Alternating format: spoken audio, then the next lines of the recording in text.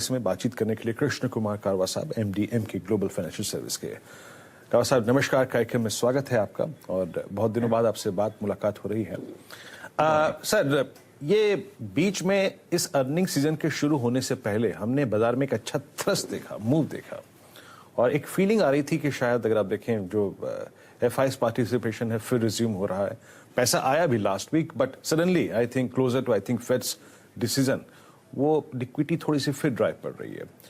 इन पूरे माहौल में पहली चीज तो ये है कि आपको यूएस फेड की तरफ से उम्मीद क्या लग रही है, कितने बेसिस पॉइंट का हाइक, उसका इम्पैक्ट इंडियन मार्केट्स पे और स्पेशली दो चीज जो उससे प्रभावित होगी, रुपए की क्या ट्रेजेक्टरी आप देख रहे हैं और एफआईएस फ्लो पर। पहली चीज सर ये देखिए, आई थिंक यूएस इकोनॉमी का तो डिस्कशन वगैरह इतना स्ट्रांग है, सभी कुछ डिस्काउंटेड लग रहा है कि नेक्स्ट दो रेट हाइक्स वगैरह जो 75 बिप्स और 75 बिप्स फिर से आने वाले हैं, तो वो तो आई थिंक न्यूज काफी हद तक डिस्काउंटेड है ऐसा महसूस हो रहा है। एंड एफपीआई फ्लो यस थोड़े पिछले 10-1 दिनों में पॉजिटिव हुए थे एंड ऐसा लग रहा था कि जो ग्लोबल हेडविंड्स है as far as macro interest rates और इन्फ्लेशन वगैरह वो कुछ हद तक काफी हद तक डिस्काउंटेड हो चुके हैं। सो लोकल डोमेस्टिक फैक्टर्स के बेसिस पे मार्केट्स रिएक्ट कर रहे थे। बड़ी बड़ी कंपनियों के रिजल्ट्स भी आ चुके हैं एंड उसके हिसाब से स्टॉक प्राइसेस स्टेबलाइज हुए हैं।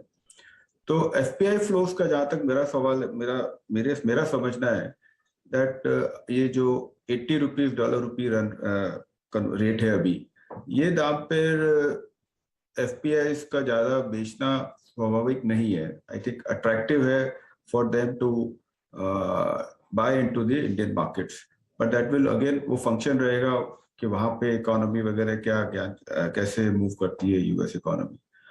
बट मुझे ऐसा लग रहा है कि माहौल थोड़ा पॉजिटिव होते जा रहा है फॉर इंडिया की स्पेसिफिकली। डोमेस्टिक फ्लोज फिर से वैसे के वैसे स्ट्रांग है एंड जो कमोडिटी प्राइसेस है, most of the commodity prices घट चुके हैं, तो इन्फ्लेशन पे भी पॉजिटिव इम्पैक्ट इंडिया के लिए एक दो क्वार्टर में जरूर आ जाएगा। आप कॉर्पोरेट कमेंट्री वगैरह भी सुने तो ऐसा लग रहा है कि एक क्वार्टर और जो इनपुट प्राइसेस है उनका प्रेशर रहेगा, उसके बाद से मार्जिन वगैरह second half of the year से थोड़े बेटर हो जाएंगे। सो नेट जरूरी है दैट अपने यूएस फेड को जरूर देखते रहे वहां क्या हो रहा है, स्लो डाउन, रिसेशन वगैरह। बट डोमेस्टिक फंडामेंटल्स नेक्स्ट 6 महीने में will overrule this global liquidity concerns, ऐसा मेरा मानना है। अरे वाह कारवा सर, गुड मॉर्निंग। तो इसका मतलब फिर ये मान के चलूं या फिर रिलेटिव कन्विक्शन के साथ ऐसा कह सकते हो कि जो वर्स्ट पीरियड था दैट इज बिहाइंड अस, ऐसा मान लिया जाए। एक आध क्वार्टर का और पेन हो सकता है पर उस बीच कंसोलिडेशन और फिर इवेंचुअली अपटिक की शुरुआत। रिलेटिव कॉन्फिडेंस के साथ ऐसा कह सकते हैं हम लोग क्या? जरूर से। आप देखिए, ऐसा मेरा यही मानना है कि जो भी मैक्रो हेडविंड्स है काफी हद तक डिस्काउंटेड है। कमोडिटी प्राइसेस वगैरह भी सब स्टेबलाइज हो चुके हैं एंड इंडियन इकोनॉमी काफी रेजिलिएंट है। अगर आप देखिए तो ग्रोथ वगैरह भी जो 7.5% रियल जीडीपी ग्रोथ एक्सपेक्टेड है और वैल्यूएशंस भी नीचे में जब निफ्टी 15,000 15,500 के आसपास आ गया तो काफी स्टॉक्स वगैरह के वैल्यूएशंस भी अट्रैक्टिव हो गए। तो फंडामेंटली वैल्यूएशंस के हिसाब से मार्केट्स रीजनेबल है। स्टॉक स्पेसिफिक ध्यान रखना जरूरी है एंड गोइंग फॉरवर्ड मुझे तो ये लगता है कि मेरा मंत्र तो अभी यही है, बाय पेसिमिज्म सेल ऑप्टिमिज्म। तो थोड़ा ट्रेडिंग मार्केट जरूर रहेगा, वॉलेटाइल रहेगा, बट जब भी नेगेटिविटी बहुत ज्यादा है सिस्टम में तब आप खरीदो तो आपको कोई नुकसान नहीं होगा। By pessimism sell optimism. तो कारवा सर, आजकल ये ऑप्टिमिज्म बैंकिंग को लेकर बन रहा है और पेसिमिज्म आईटी को लेकर बनने लगा है रिजल्ट्स के बाद। ऐसा करूं कि ये ट्रेड कर दूं कि आईटी खरीद लूं? उस पर थोड़ा सा आपका जो वैल्यूएशन है आईटी में वो अभी भी इतने अट्रैक्टिव नहीं हुए हैं। पिछले आप देखिए ऑलमोस्ट 25% आईटी इंडेक्स घटा है लास्ट 4-5 महीनों में और अभी भी जो वैल्यूएशन है आईटी कंपनीज के वो अभी भी लॉन्ग टर्म एवरेजेस से करीब 15-20% अभी भी महंगे हैं। तो थोड़ा सा वहां पर अभी भी एक आध क्वार्टर और वेट करना चाहिए। Plus valuations are not attractive. Business के हिसाब से अभी तक कहीं पे भी वहां हेडविंड नहीं है, but sentiment because US is expected to go into recession, तो उसके वजह से थोड़ा सेंटिमेंट आईटी कंपनीज के लिए वीक है। तो थोड़ा सा अभी समय बाकी है, but mid market IT companies में वहां पर शायद बेटर अपॉर्चुनिटीज बन सके। बड़ी कंपनियों में बेस इतना बड़ा रहेगा एंड एफपीआई सेलिंग वगैरह भी ज्यादा उसी में आती है, तो थोड़ा सा केयरफुल रहना जरूरी है। समय थोड़ा सा बाकी है अभी आईटी खरीदने के लिए।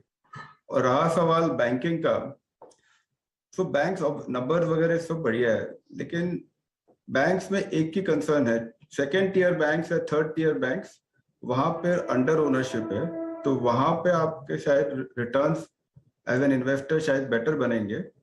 जो बड़े बैंक्स हैं वो ओवर ओन्ड है एंड लोकल इंस्टीट्यूशंस के पास फायर पावर नहीं है to buy more of the big private sector banks.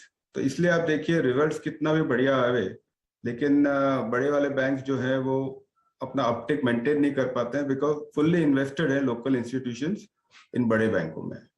So yes, banking में जरूर अपॉर्चुनिटी है, बट मेरा ऐसा मानना है कि जहां पे थोड़ी अंडर ओनरशिप हो वो बैंक्स खरीदेंगे तो इन्वेस्टर्स को रिटर्न बेटर बनेगा। ओके तो ये बैंक्स और आईटी पे अगर आप देखें, कारवा साहब का व्यू था। अब एक काम करते हैं, एक और सेक्टर को स्पेस को लेकर बात करते हैं। कारवा साहब, कैपिटल गुड्स पे बाजार ने बहुत कन्विक्शन शो किया है। आई मीन सिमंस को, एबीबी को, केमिंस को, बीएचईएल को, एंड उसी में अगर आप देखें क्लास जो होता है जो कि डिफेंस को भी अगर आप देखें कवर करता है, एचईएल, बीएल को बाजार ने बहुत रिस्पेक्ट दिया है। फर्स्ट टाइम एवर इंडिया ने करीब करीब CY 21-22 में 13,000 करोड़ रुपए का डिफेंस एक्सपोर्ट किया। सर, इस स्पेस में आपका कन्विक्शन क्या है इस वक्त? नहीं, अच्छा सवाल आपका, बहुत ही बढ़िया। आई मीन वी आर बहुत ही पॉजिटिव है हम इस सेक्टर पे। टोटल कैपिटल गुड्स और डिफेंस सेक्टर अपॉर्चुनिटीज बहुत बढ़िया है। और केपेक्स साइकिल वगैरह तो लास्ट पिछले 3-4 सालों में बहुत कम केपेक्स हुआ है। कैपेसिटी यूटिलाइजेशन भी बेटर होते जा रहा है, तो उस वजह एंड आप देखेंगे तो even stock prices have positive react कर रहे हैं और ऑर्डर बुक पोजीशन काफी कंपनियों की बहुत ही बढ़िया है। तो केपेक्स साइकिल तो डेफिनेटली पिकअप पे है, भले ही वो ट्रांसफार्मर हो, वेल्डिंग हो, पाइप्स कंपनीज हो, सभी को इस कंपनी में जितने भी कंपनियों में इस सेक्टर में जितने भी कंपनियां सेक्टर्स है, सब सेक्टर्स, सभी में माहौल पॉजिटिव ही दिख रहा है। एंड आप देखेंगे तो बड़ी बड़ी सीमेंट कंपनियों की केपेक्स प्लान्स वगैरह भी काफी बड़े अनाउंस हो रहे हैं, तो वो भी पॉजिटिव ही है इन कंपनियों के लिए। तो केपेक्स के हिसाब से जरूर इन कंपनियों में इन्वेस्ट करना चाहिए और ऑलरेडी मार्केट कुछ हद तक इस चीज को समझ चुका है एंड स्टॉक्स पॉजिटिव रिटर्न्स दे भी रहे हैं। डिफेंस में यस, गवर्नमेंट का बहुत बड़ा थ्रस्ट है एंड अगर बड़ा एक्सपोर्ट वगैरह धीरे धीरे डेवलप हो रहा है, वहां पर एक ही है कि लंपी रहता है थोड़ा अर्निंग्स, तो वो थोड़ा समझ के काम करना चाहिए। बट अदरवाइज डिफेंस में भी अपॉर्चुनिटीज काफी अच्छी है और उन कंपनियों के भी इन्वेस्टर्स हैव स्टार्टेड रिकॉग्नाइजिंग, तो वहां पे भी रिटर्न्स बनने शुरू हो गए हैं। और from a medium term perspective मुझे लगता है कि उस सेक्टर में इन्वेस्ट करने से इन्वेस्टर्स को अच्छे रिटर्न्स बनेंगे।